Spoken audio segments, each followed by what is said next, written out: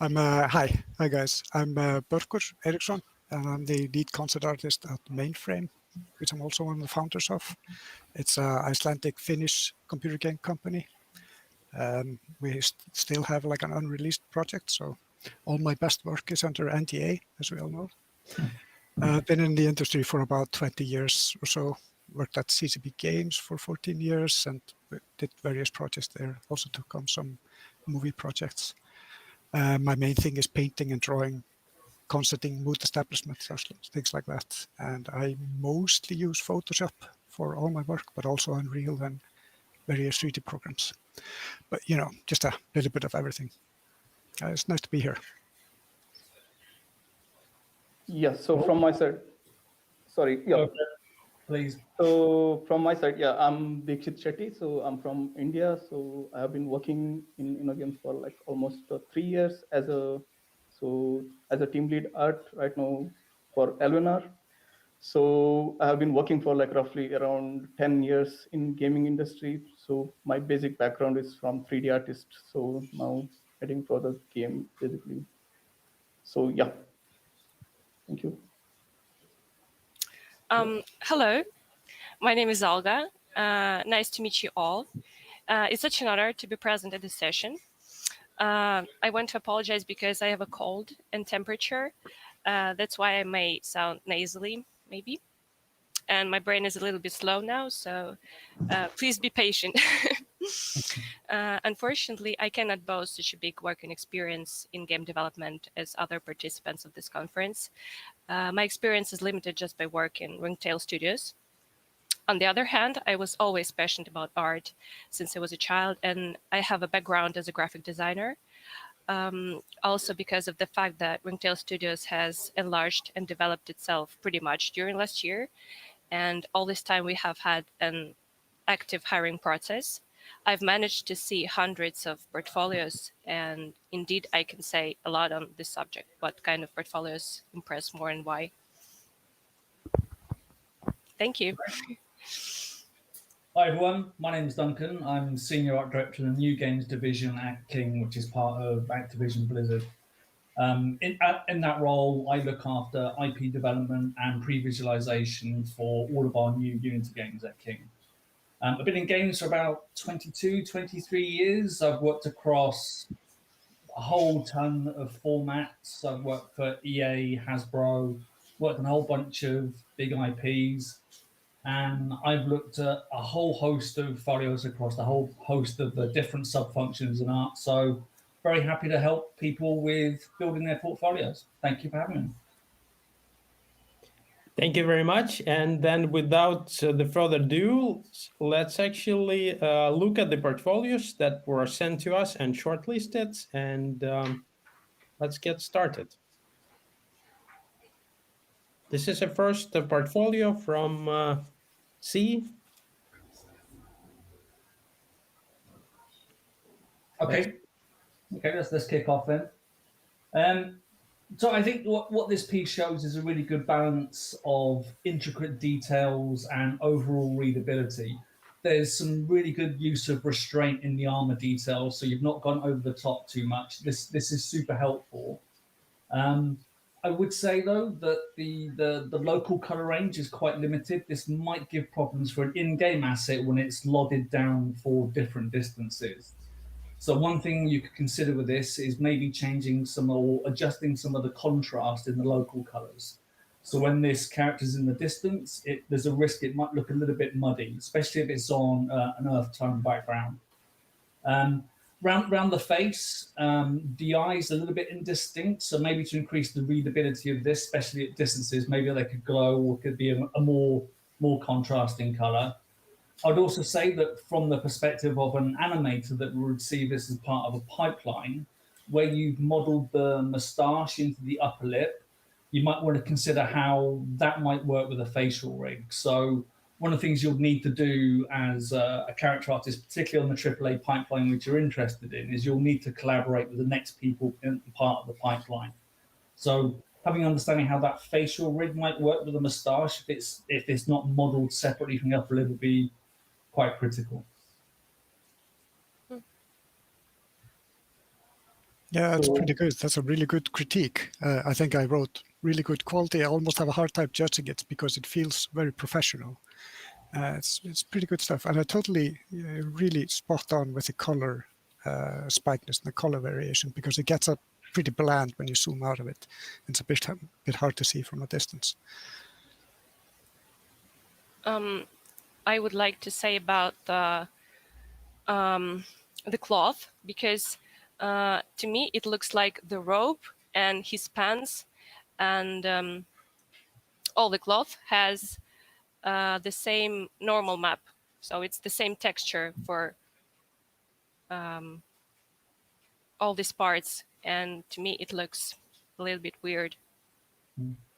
So to addition to it, actually, I have been looking at other works as well from the same artist, actually. So basically what I felt like he improvise his skill based on how can improvise the clothing, basically the fabrics, how folds can be improvised. Right now, what I feel with this special character basically is kind of pretty much solid the way the material has been defined. It could have been bit better if he could spend a bit of time over there, like on the foldings and stuff. Then also, as Duncan already mentioned, like the readability about the face, right? It's kind of right now, like if you look at in a far angle, it's not very distinguishable.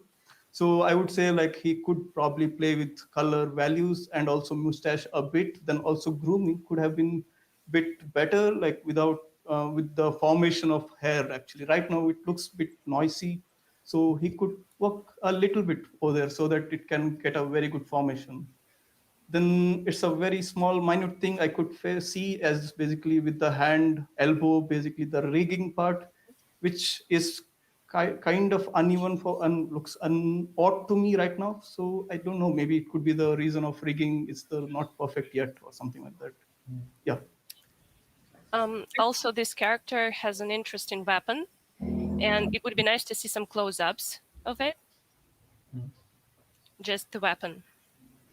I think for this piece as well, it'd be really interesting to see the original concept as well, because one thing would be, especially for really detailed pieces with this, it will depend on the pipeline you're working on. As a character artist, sometimes you'll get a very detailed inspiration piece to work from, at which point you can show how you've made modeling decisions based on a limited set of reference, or you might end up working from a very detailed turnaround. Now, if you're working from a detailed turnaround, you'll show just how well you can stick to the model, like how much you're staying on model, on the reference. So if you show the concept, whether you had one piece or a turnaround, you're showing two different types of skills that a character modeler needs to show. So that might be interesting for this piece. I'd also say in this folio as well, the Assault Squadron piece is super interesting. I think that's probably the highlight.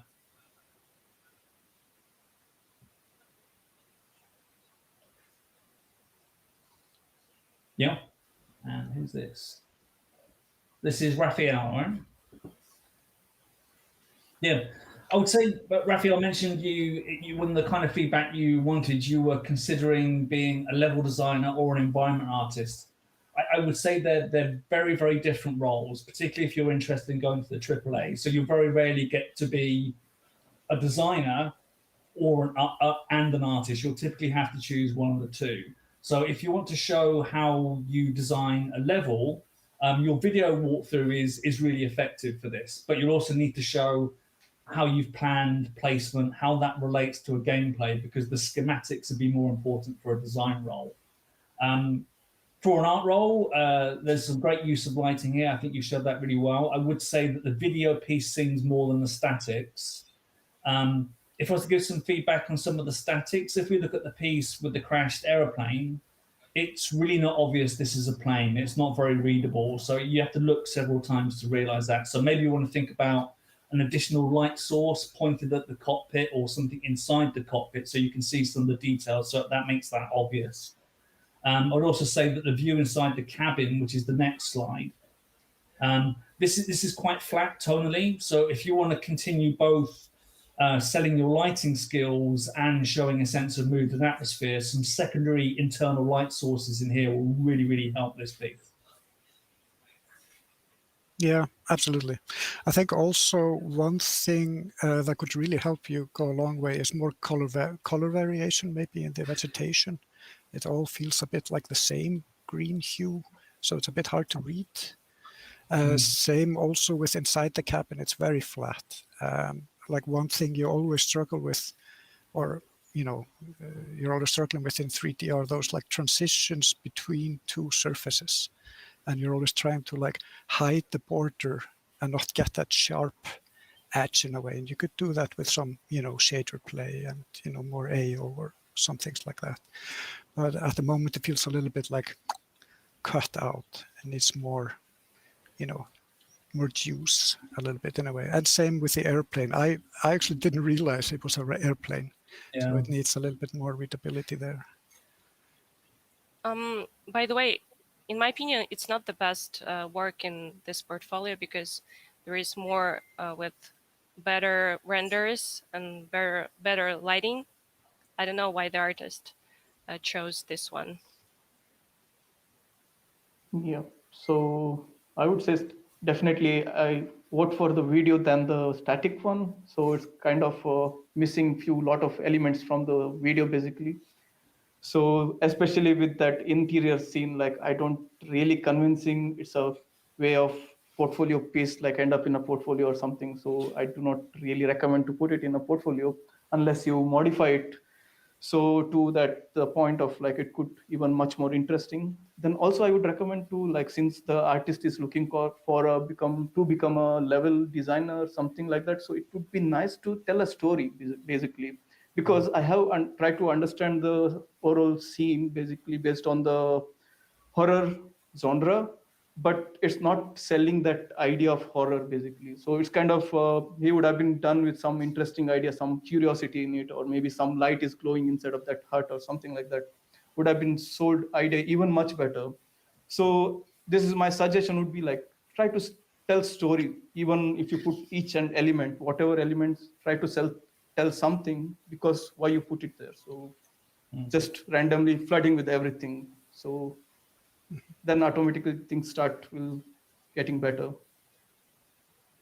Yeah, I'd also like to point out, I remember good friend of mine pointed out many years back when I was doing some level design that there's a neat trick you can do to, help develop a story. And that's when you're placing all your props and building the level and everything. It's kind of interesting to put something in there that doesn't belong there, because then suddenly like you have a story there. I mean, for example, if you're modeling your desk or something in 3D and you put one thing in there that doesn't belong, like a toothbrush, you suddenly have like a story there. And it doesn't really belong in a desk, but it kind of makes sense, but it's definitely like spark starts flying in your brain when you see something out of place. Yeah, creating some intrigue. Then also he could have been tried with some spooky shapes because it's a horror thing, right? So yes, it's probably his way of telling story right now. So I don't really have a context like what he has been thinking while creating this artwork. But yeah, those kind of spookiness and surprising factors always give the idea of what you want to intend to do basically. So try to work on those kind of things, I would say. Yeah. Okay. Let's look at James's work. Yeah. So James, I think you also were considering being a game designer or an environment artist, and I think there's probably a few other people who are thinking about the world building aspect. Although I would say that depending on the size of the project, again, this feedback carries for most of this stuff is that you're either going to choose design or art. They're very different functions in large scale projects. For an indie project, you will either be required or it would be appealing to have some kind of hybrid role. I would say the leading image is the most powerful part of this. Definitely, the video really serves the purpose of helping understand the story. You did mention in your description that the temple entrance is a big part of the narrative, but in the video we very rarely see it. So if this is vital, then I think changing the camera or creating some drama and tension when you see the temple will highlight that it's a vital part of this story. But your atmospheric lighting here is actually really good. You've done a great job of the comp and the foliage. Yeah, exactly. I think this pretty much hits all my points. I think also just a small thing, the ground itself feels very flat, with the vegetation on top. I think you could go a long way with, getting some good rocks and more stuff on the ground to make it feel more 3D. Feels a little bit like just a textured flat shape. I would like to say that the lighting on the preview render looks not bad. I think the first render on the preview. Yeah. I think this picture is nice. Yeah. And it has foreground and background and nice air perspective. Yeah. This one is nice. Yeah. Yeah. I don't think the process images really add as much because, if you're an environment art director on a big project or even on a relatively small project, just an art director, you're going to be more interested in an environment artist who can see the whole picture rather than focus on aspects of the process. I think it's obvious from this that you could actually put all those process images into one compendium image just to show you've understood the basic workings out. And also in general in the folio as well, some of the individual props, I don't think you need to focus on them too much. There's a real risk with an environment art portfolio, especially if you're starting out. If you focus on individual props too much, especially if you aspire to be in a AAA project, is that usually small scale props are usually outsourced. So you don't want to have an emphasis on that in your portfolio. You want to have an emphasis on the big complex hero pieces that show, you are a holistic game developer who understands how the whole environment art comes together rather than modeling individual props. Yeah, absolutely. And as an artist, you should be like really thinking about the big parts, like the drama of a scene, like the big, like boom, what's there. Nobody's really going to think about a mug, on a table somewhere. So from my side, if I would like to add some small thing, like maybe the suggestion. So he was basically asking like how I could showcase better, right? So my suggestion, like, okay, you tried with one lighting scenario, maybe testing out different lighting scenario with same scene, like always give you the more learnings out of it, as well as it will give you the sense how you could do lighting and to how bring the mood of overall, and like it could help you out in that direction. It would be a very good tryout over there. Then also I could sense like you could do very well portfolios there, quite nice. It really says like you have a basic understanding and things. So again, like I could see the scene basically, it's kind of basically flooded everything together. So could have been done placement, even organized with some sort of intent out of it would have been nice. So lighting is quite nice, I would say, based on volume and stuff. So also the depth based on from the volumes, it's reading quite well.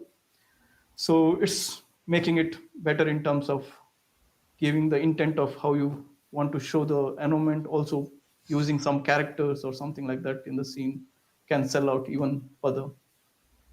So yeah. Cool. Should we look at Jose's work? Yeah. There's some really, really impressive modeling here. And I think, Jose, you asked for feedback around, what kind of niches are there for this type of modeling? Are there opportunities where you could do both texturing and modeling at this level? Now, in games, definitely there are firms that do this level of hyper-intensive mechanical engineering. You could look at DCS World. There are both internal and external teams that do super authentic engineering for cockpits and external modeling of airplanes. For that, you would probably need to show some PBR workflow skills as well. If you did just want to focus on the geometry, then definitely in a cinematic VFX pipeline, this level of both authenticity and accuracy would be super welcome. So I would say definitely for games, look at maybe also gauging entertainment as well. War Thunder has some very authentic, detailed cockpits. I would say in general in the folio as well, you don't need to add those painted texture images. Your oil paintings show your foundation skills more than adequately enough. And the painted textures are actually distracting from the rest of the folio. But this direction with this cockpit interiors, you'll find work for sure. Yeah, definitely. I mean, it's super good and super good quality modeling, very mechanical. What I'm personally missing is more like wear and tear and character in there, but that's just a personal opinion. I think I'm always looking more for like the overall image, but it's very. I wouldn't have the patience for this. Yeah. It is a niche, but it's a well-served one. You would definitely find work. Absolutely. Yeah, same here. I would say it's a very good modeling, like very mechanical, very constructive. So I really appreciate the modeling and the effort what he has been put in. If he want to improvise the texture, so there could be the only scope he could have tried out more in terms of, as Duncan's already said, like it's a PBR, dividing the material definition would give a much more attention to it. So you could definitely try there. So considering the huge model, it could time consuming as well. So best of luck with that. Yeah. The artist mentioned that he would like to work in game development or cinematics, but the problem is these two directions have different pipeline. So if the artist wants to work in game development, he should also focus on his wireframes, on his low poly, because this one doesn't look optimized to me. If it's a low poly, I'm not sure. Yeah, I mean, for something like a flight sim, you'd actually get a pretty good poly count for an internal cockpit. You'd get away with a lot because just because the powerhouse of those things, and those things are usually intended to run on very high spec PCs. But yeah, no, exactly. Cinematics and VFX is a very different pipeline for games, and you probably need to show exactly where you've optimized that, and but obviously the texture work too. Mm-hmm. Okay, cool. Should we look at Jacob's work? Yeah, so Jacob, I'd say as this is the one you picked for us to look at, this is not the image that should be leading this work. Your main comp should definitely be leading. So not this one. So if we go further down, and this is the thing, is that if I'm an environment art director looking for the standout piece here, if we go down another slide, and again, and see there, here we go, as an environment art director, that's the bit I'm looking for, the bit that shows that you understand where everything's going to be placed and why. You understand there's a sense of atmosphere needed to be created here. So that's what you lead with. I probably wouldn't have individual proper models called out that aren't sufficiently complex. Like I said earlier about another environment art portfolio, simple objects are very likely to be outsourced. And even as an aspiring junior artist, you're not going to be doing the simple stuff. You want to be showing that you're hungry to take on complex hero assets and work with environment artists, senior environment artists, lead environment artists to work towards the bigger picture. Don't put work in your portfolio that looks like it could be done by an outsourced vendor. You're not going to be doing yourself any favors. Focus on the big picture stuff. Mm-hmm. Totally. I would have actually picked the image that's above this one, or two above. Go a little bit, a little bit up. You're lagging a little bit behind. Yeah, this one. Yeah, that's the example one. Yeah.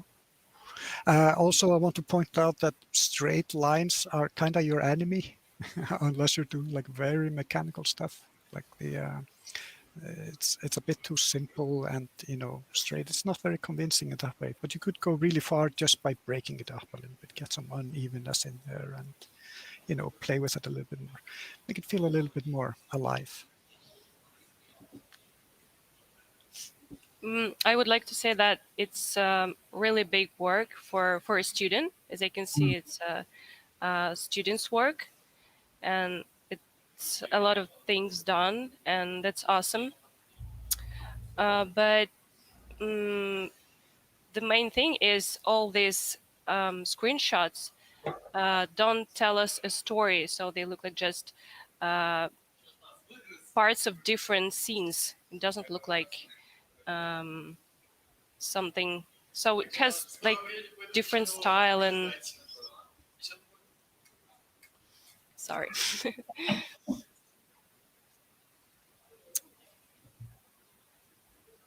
Yeah, exactly. It feels, like parts. It doesn't really have the story. It doesn't really feel like the same thing. It needs somehow more connection in a way. Yeah. So if you ask me, I would say definitely I would try to bring in a bit of shader improvisation in Unreal, basically, especially with snow shader. So right now it's not really selling. Sometimes it looks like ambient occlusion scenery, basically. This is what I could sometime perceive all of a sudden if I see. So maybe you would have been try out with that tree leaves as well as the bump from the not maybe normal map or something which is coming from snow. So you could have been improvised little bit tweak over there, like getting back and forth. It would have been get like it would have been got a bit better result. So overall, so as initially like the organization of the all the screenshot, I don't really went like it's not capturing as being a student, right? When you are playing it, the first scene I saw it, okay, it's not capturing my interest. When I scrolled it, really wanted to see it, that's why I saw it. So as an interviewer, right, sometimes we don't really get into it. So just try to organize your screenshot such a way that it captures the very good piece first time. So then rest of the things can be followed. So if you miss out those things, then you will probably lose the opportunity itself, right? So I would say organize your portfolio in terms of very good shots first, then go with very constructive or deconstructing or some whichever, however you would like to show the rest of the pieces, basically. Yeah, because the first impression is the most important impression. Yeah. Then also I would like to say sometime like as being a student or intern, these positions usually get a lot of applicants. So like maybe sometime hundreds, 200s or something. Like during that time, like we don't really have time to look at each and everything. Always try to keep a best so that scrolling itself like capture the attention so that we can dig in more, like just to try to create a curiosity. We want to look more, something like that. So always helps a lot, I would say. Cool. Okay, maybe on to it's Kirill. Yeah. So this is really interesting, very clean and elegant design. It'd be interesting to know whether you designed this yourself or whether you work with a concept artist. I would say because it's so clean and elegant, the silhouette is so strong. Having so many dark colors on a black background means this image is being swallowed and it's not playing to this particular model's strengths. Like I said, for such a clean and accurate silhouette, you want to bring that forward, and the black is really, really swallowing this. Um, but it's super interesting. I can see the cornerstone of an interesting IP, and what's also interesting from a character design point of view as well is that usually these kind of demons tend to be over the top. So you've shown some very interesting restraint in the way you've designed this. So it'd be interesting to kind of hear more about who this character is and why in your portfolio. Um, but I think that said as well is that if you do want to be a character specialist, including some other pieces that have a bit more detail as well, would be definitely beneficial for your portfolio overall. I would like to say that, in my humble opinion, it has lack of details on the skin, because if you see the leather straps, there is a lot of nice small details, but skin looks really unnatural and like plastic. I don't know if it's a part of design or not, but it's the thing that catch my eye. Yeah, I would consider the same actually. Distribution of the details is a bit uneven. So you could have been tried out with the distribution as well as the fabrics, as also the wax feeling from the skin coming out. Like you could have been improvised, maybe played a little bit better so that. So also, I'm not sure like the intent of which platform you're looking for, but the distribution would have been quite better in terms of adding details to the from But strip to maybe skin, which are overall generic view, I would say. I really like the details on the books. The books look awesome. Yeah, and I think it's also clever how you have them almost like in these like gun holsters, but taking up a book and like pow. It's kind of interesting. Cool character, by the way. Yeah, I'd say obviously, Kira, if characters is what you want to do as well, and there's some other interesting stuff in your folio, it's also try and reach out beyond your immediate network of friends and follow students to get some concept art, so you can really focus on something that actually plays, like the others I said, like focuses more on details around face and skin texture and stuff. I think you'll probably find just how open a lot of artists and ArtStation are to use their concept art as long as you credit them appropriately. So reach out beyond your network and see what people you can kind of connect with to really kind of practice your ZBrush skills.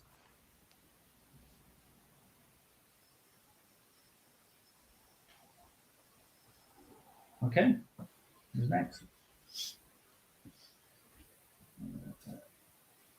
Who's this? Alex. Yeah. So I've got to say, Alex, for someone who wants to break in as a junior lighting artist, this entire portfolio is a really great example of your skills. It's an amazing showcase.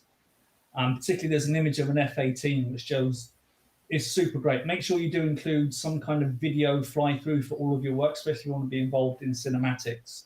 For this summit piece, you really need to open with the video, not the still of the character. One of the things that's great about this video is your closing shot. This one's super powerful. It's a great shot. It's a great camera angle, really sells some drama. I'll be tempted to open with this shot, then find another shot that shows your character in context. This character in context is not particularly strong, but this bit here is just, it's got real punch. I would also say, just for this particular shot as well, in this particular piece, that if you want to enhance the suspension of disbelief, I know you've used library models to kind of just show your lighting skills rather than modeling, but if you can find some mammoths rather than elephants, that will definitely help. It will also show how you can do some effective lighting on complex fur models as well.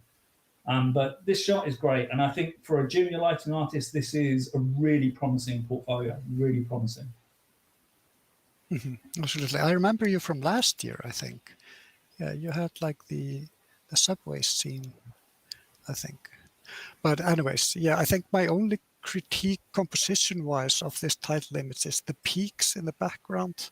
They're all roughly the same spaced. So from a composition view, they're a little, it could be more interesting. You could like either have, one smaller and one big one, and it would make it a little bit more powerful to frame it somehow and try to avoid repetition with even spaces. And also, I liked your comment, Duncan, with the mammoth. It was the first thing I thought about. It's like, it should be a mammoth, shouldn't it?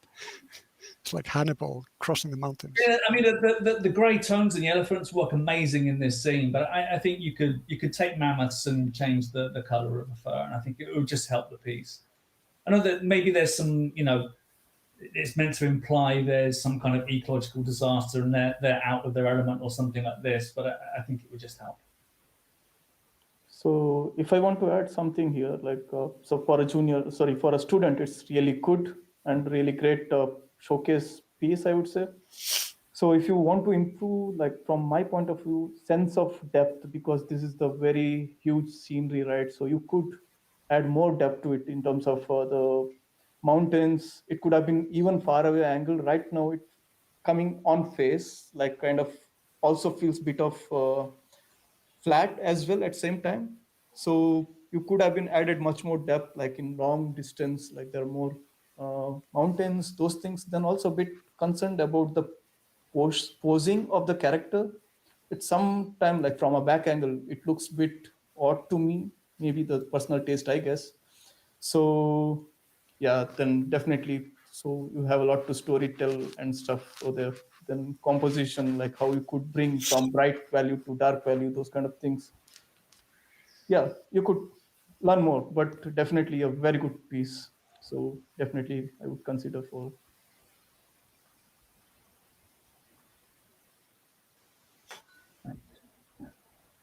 Who is it?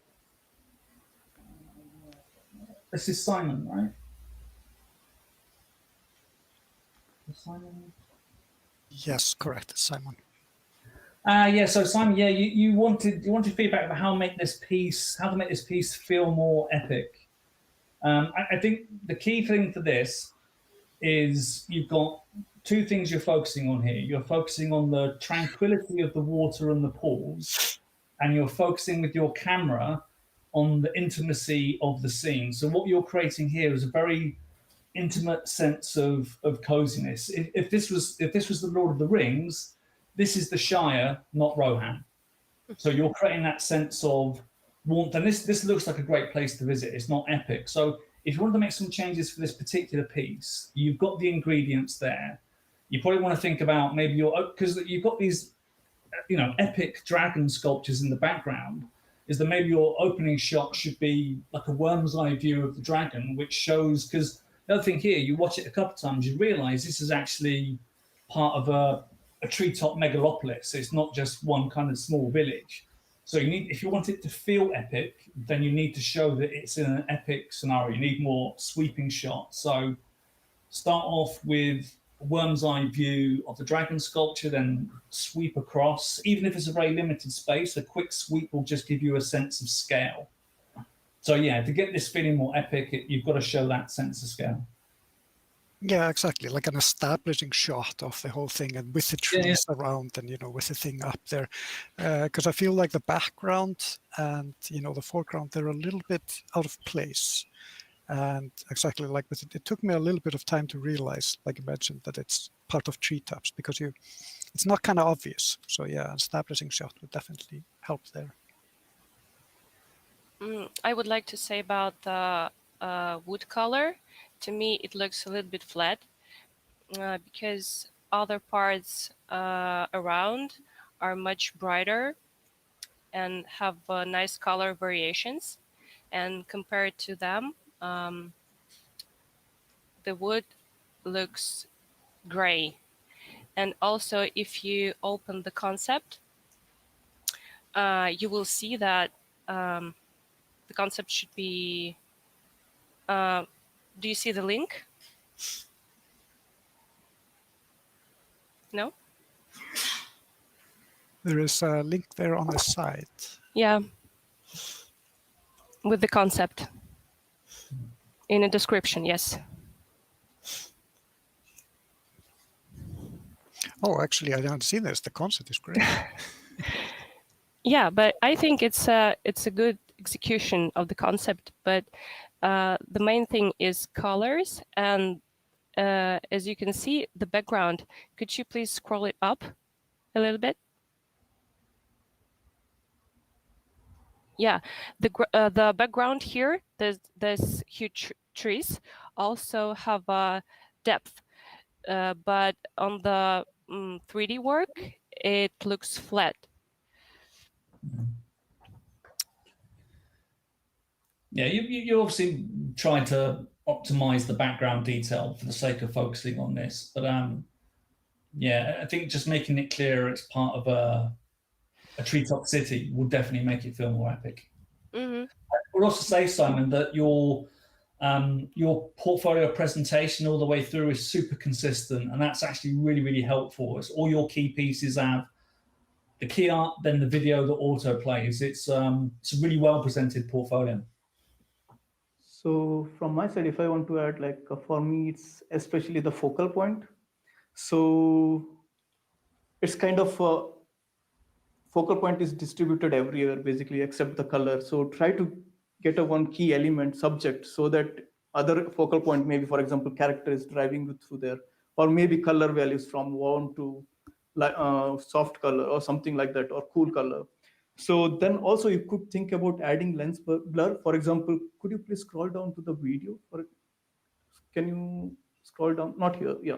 So if you look at this video, for example, here, the very front ground element of those leaves, the creepers, which is like in front of the camera. So which is like kind of capturing so much attention than the background. So you could technically add those lens effect, or maybe the filters, those kind of things could eventually get more attention to the subject. So again, come to the first point, try to come up with more subject which you want to focus, which you want to get a more attention first, then distribute it instead of like spreading out all the details all together. So it's always a good idea to sell the idea what you want to show in the scene instead of complete scene itself. Yeah, cool. Who's next? Louisa. Oh, I like this Yeah. one. Yeah, Louisa, you've got a very strong personal brand that's showing through in all your work here. I would say if I was going to lead with the portfolio, I would definitely lead with the mermaid image because that's really, really strong. And maybe think about having a version of that where you include these logos because where you've presented this is, like I said, there's a very strong sense of brand consistency. For specific feedback on this model, I think you can choose a more exciting prop to demonstrate these skills. But your texturing is really interesting. It's reminiscent of non-metal metal painting techniques on miniatures, which will work really well for this kind of game. It's also got a lot of your quirks and idiosyncrasies, your illustration. I would say if you can include some asymmetry in a lot of these models, it will add a lot of punch to it. I realize that for a top-down isometric game, you're probably not going to have the texture space to have too many asymmetric models, but for a presentation piece in the portfolio, if you overemphasize some of the asymmetry in this work, that will really give that kind of quirky feel that's really consistent through your portfolio. I see there's a lot of potential for you to start thinking about how art direction works and how these things relate to each other. It's a very promising portfolio. Mm-hmm. Totally agree. I really like this style, that's very stylistic and it all works together. Yeah. I know it's good attention to detail in there. It's it's really nice props, even just the rat brim up there, like on the borders, sort of feels like copper corrugation or something. I don't know, but it works. It just has that.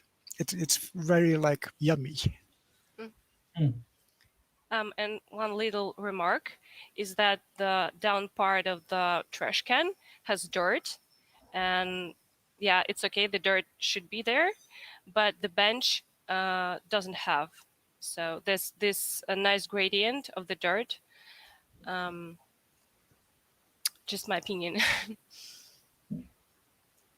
So from my side, I would say artist as a so if you look at other portfolio pieces, he can do all the illustration kind of scribbles and things. So he sells his idea, then also pretty much basics idea of how 3D composition and 3D workflow, he knows it.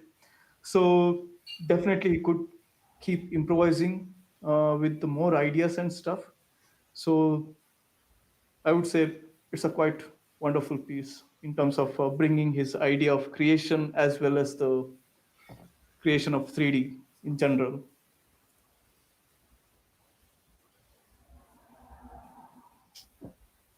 Okay. Polina. Yeah. So Polina, I think it looks like from your photo you're more interested in character work. So that being the case, this particular object doesn't show enough complexity to showcase hard surface modeling skills. So you probably want to think about, if you do want to show some mechanical character work, maybe choosing something that's a bit more complicated. Your texture work is great, though. I think you've done a great job here, and showing your ability to use both Arnold and Marmoset is also super useful. I will say, as you've done a lot of Star Wars stuff here, that if you do want to work with LucasArts, attention to detail is super critical. And I noticed on this model, you have conventional signs for recycling and nuclear hazard on the front chest plate. If you want to show this to an art director on a Star Wars project for work, definitely don't do that because that's super inauthentic. It's off-brand. See if you can find any kind of Arabesh symbol. Arabesh is the official Star Wars language. So if you find some symbols that are on brand, that will definitely help your case when presenting to an art director working for LucasArts, because LucasArts is really hard to work for. And attention to detail is super vital.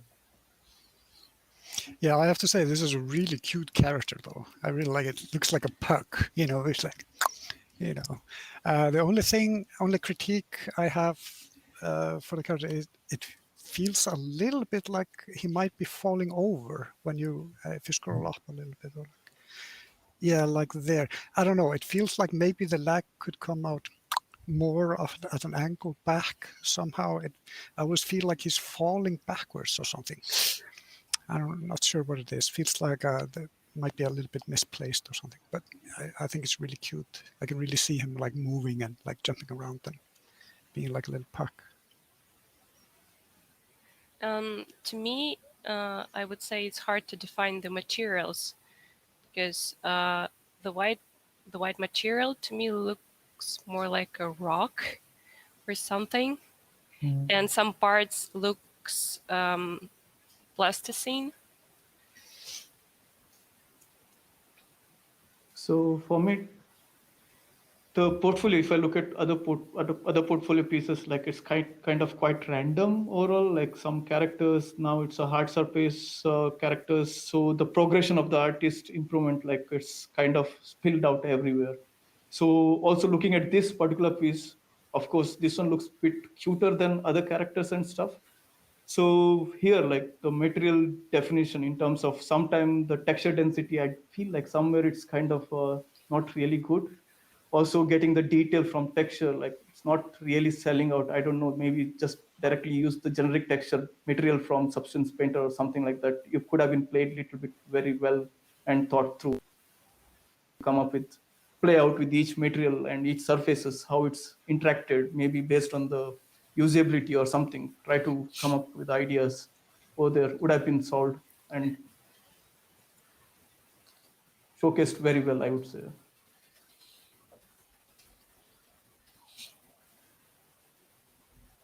Ahmad, yeah. So I think you're pretty much there when it comes to weapon modeling. In this particular piece, the girl there, having shown that you understand how the weapon strips down is super important for authentic weapon modeling. I think there's two big things you can do to improve this portfolio, and that's one thing you've shown. You do understand your audience. You do understand that the art director for a first-person shooter would look at certain details. You understand what the players like. So there's two things you need to do. You need to include an M4 with multiple RIS or key lock attachments, both attached to the weapon and detached, because that will definitely help. An M4 is a staple of any first-person shooter, and that will really help you understand, or help your art director understand that you understand what first-person shooters work like, what the audience like. The other thing also to bear in mind as well, you'll notice in the latest Call of Duty, none of the weapons are licensed. That's because weapon licensing is very expensive, and it's also broadly considered to be somewhat ethically dubious. So what you could do is include a fantasy weapon in your portfolio. Doesn't have to be completely outrageous, just something that's not a real weapon, and show that you can apply those kind of sensibilities to a fantasy weapon. But your modeling skills are on point, and I think that the context with which you've put together there are great.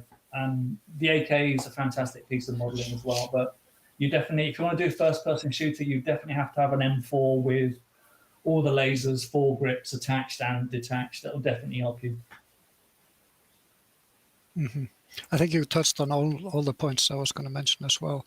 I did mention I would love to see a little bit more of you in this, and I think that's where like Duncan said, making a fantasy weapon or something that doesn't exist would really go a long way there. It's a very good piece from my side, I would say. So if you ask me how it could be improvised, I would do probably more high frequency detail. Kind of maybe some crack has been happened because of some usability, or maybe you could add some bands somewhere, like due to the broken, those kind of things, additional stuff. You can add it as uh, I think Duncan said it, I guess. So like you can add U factor to it. Like definitely it will elevate the detail of what it is right now, I would say.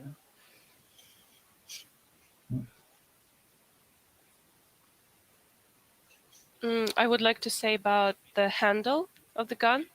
To me, it looks too shiny compared to other parts, because this gun looks pretty used, and the handle is like you put a tape on it, really shiny. Yeah, actually, just thinking. I mean, it would be cool almost to see fingerprints on there on the handle, Yeah, exactly. like Yes. establish the glossiness. Yeah.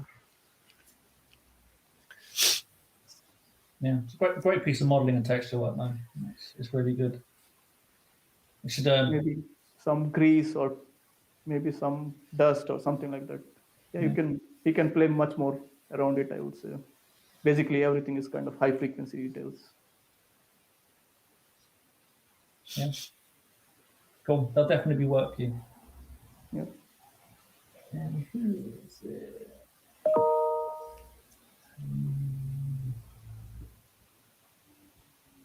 Gala. Yeah. So Gala, you've been very specific that you're kind of more interested in level design as well. I think this has been a kind of reoccurring theme. And honestly, this is a great Unity prototype. And I think as a level designer, someone who's leading that team or creative director is going to see you understand how to effectively place platforms, so a player isn't making awkward or pixel perfect jumps, things like that. That's a great thing to show. Object placement for power ups and things like that was also you showing you understand how these games work. For a level design role, you would need to show more schematics and planning work. For a level designer, the lighting wouldn't be your job. That said, if you do want to do more indie projects or more small scale projects, this is showing great promise. But if you do want to be on the art side, it's a very different kind of process, for sure.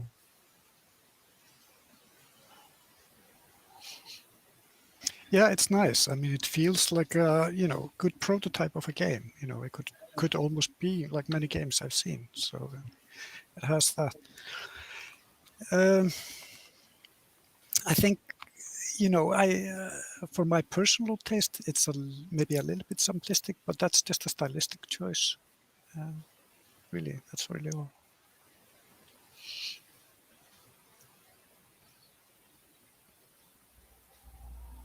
I have nothing to add here. Yeah, same here as well, I would say. But one statement is like think like a game designer. It could help you as well as a level designer. So art-wise, it's quite you bring out everything. Very good prototyping there. So you can show through mockups as how game designer thinks. So it could add a more value to what you want to become. Yeah, and I think in general, where some of these portfolios or some of these candidates have shown an interest going in either way, you don't necessarily have to choose your career step now, but bear in mind that think about what kind of projects you want to work in the future. Then make your choice. It's totally fine to have a hybrid role on a small project. Like for some people who've said they want to work in AAA, there are no hybrid roles in AAA. You're very much a specialist. The rule of thumb is the more expensive the project, the more steps there are, and the more that you'll just be one of the steps.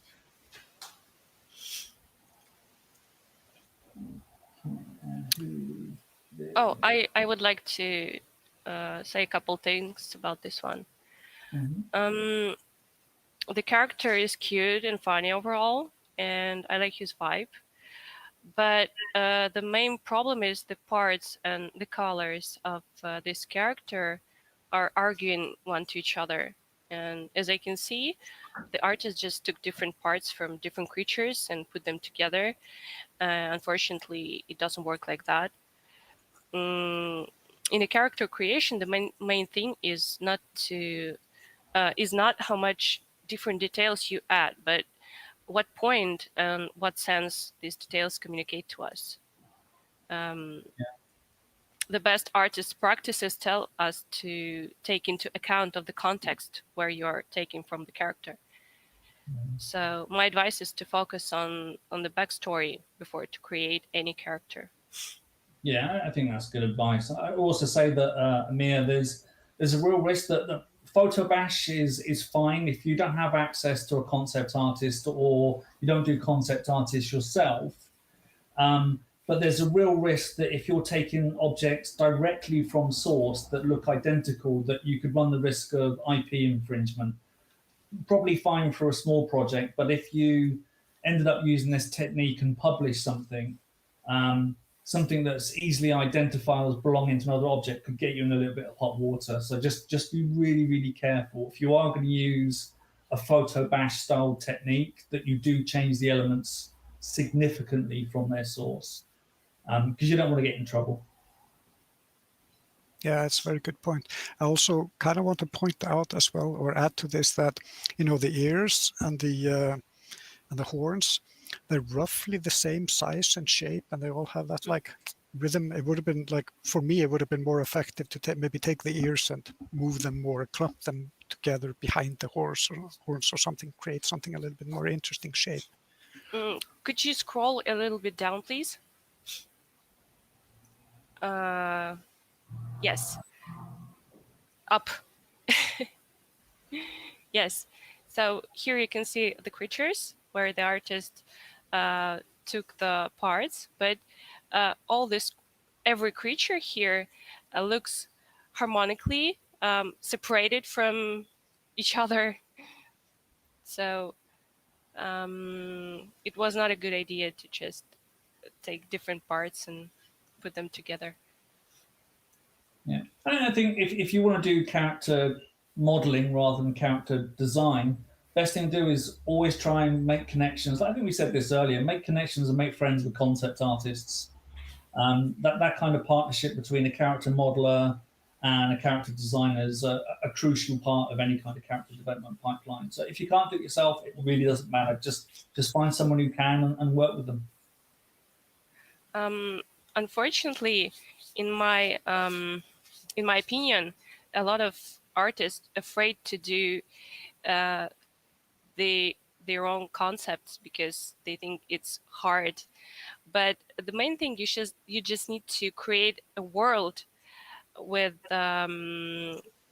different rules, and then put a character to this world, and then you create the world for the character. It will be easy to create a character. So don't afraid. Yeah, I mean, the point of being an artist is to have a voice of your own, in my opinion.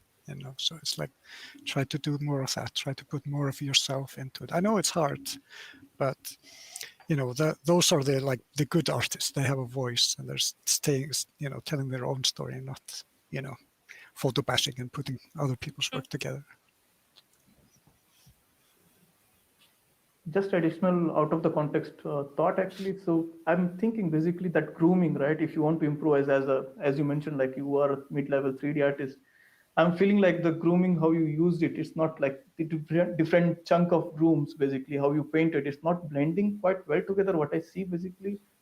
So you could technically, like technical side of grooming, you could maybe improvise over there, I would say, basically. So since it's heavily based on the grooming and styling, right? So one thing I would like to definitely mention. So try to bring a much more blending between different grooming and painting between the different clumps of hair system.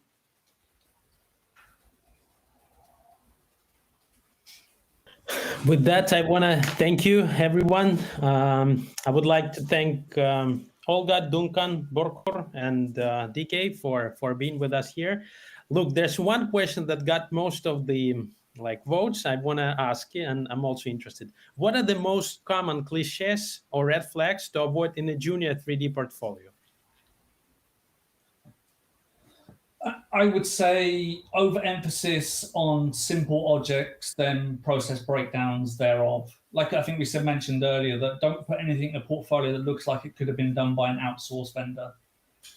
As a junior artist, you really want to show that you're taking on a really big challenge. Individual props, it's just not. You probably would, as a junior artist, have to do some prop work, but usually you'll be doing one, and then the outsourced vendor will be doing the rest. So just show that you're trying to bite off something big and meet it. It doesn't matter if you fail, it's the fact you've tried to attempt the challenge, because from a junior artist, you want to see aspiration, not satisfaction with doing the small bits that are wrong. Yeah, absolutely. Really good point. I also want to point out that sometimes, and especially in portfolios, less is more. You kind of just want to show the highlight pieces, like exactly like you said, and then just like you can fill in the blanks. You can pretty much easily spot from a mile away how efficient that artist is at the detailed stuff and the small props. I would personally say, like for junior, like they has to find their own style instead of like spreading out different, because I have seen nowadays, like there are a lot of information on the internet. People easily get lost in the different things. They totally miss out during that process with where need to be focused on particular to strengthening their core skills. So once you get understanding of one core skill, maybe one type of style based on, maybe you can target few companies which has similar type of style, or maybe the environment, or maybe character. Try to get one core skill.